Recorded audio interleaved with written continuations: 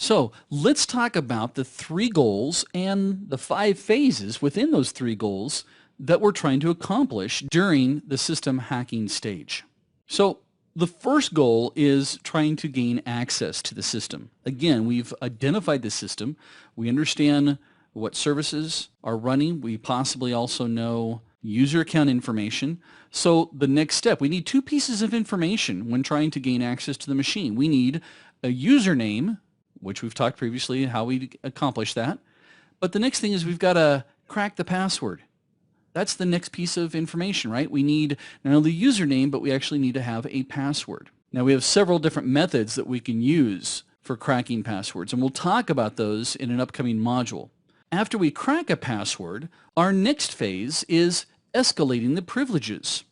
Now, we can either escalate the privilege of an account that we create, or we can take, and this is my favorite thing to do, take an account that already exists, like, Billy Bob in the mailroom, and give him administrative rights. Because guess what? If I do get discovered, Billy Bob's going to get in trouble. Now, we don't have to pick on a particular user account.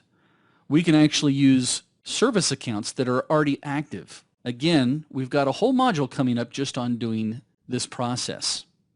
After we've gained access, we said that the second goal is then to maintaining access.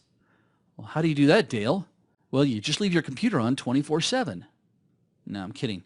What we're going to do is we're actually go through and launch applications or our tools. We have a tool set of the things that we like to work with the most, and I've got my own particular ones that I enjoy. You may come up with your own as well.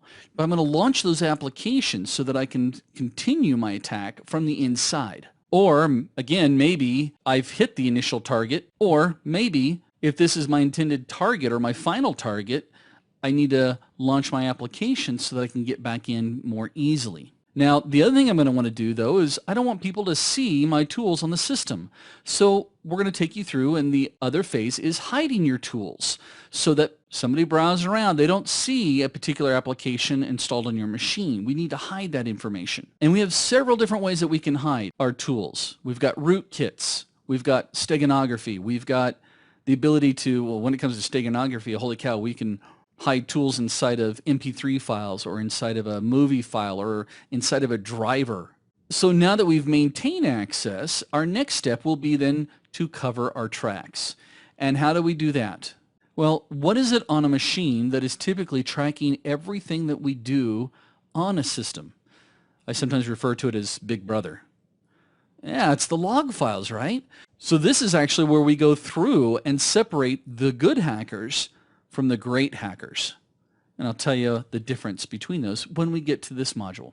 But basically what we're going to do is either delete log files or we're going to modify them.